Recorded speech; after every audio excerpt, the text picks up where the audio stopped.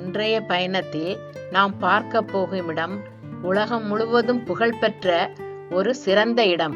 அதுதான் பீசாவின் சாய்ந்த கோபுரம், த லீனிங் டவர் ஆஃப் பீசா. இது உலக அதிசயங்களில் ஒன்று.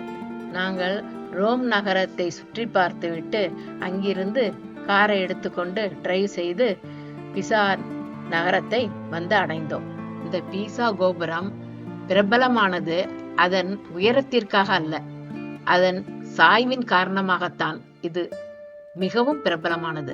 இதை நாங்கள் படிகளில் ஏறும்போதே அந்த சாய்வை நாங்கள் உணர்ந்தோம். இதன் சிறப்பு என்னவென்றால், இந்த கோபுரம் சுமார் 850 வருடங்களாக சாய்ந்தபடியே நிற்கிறது.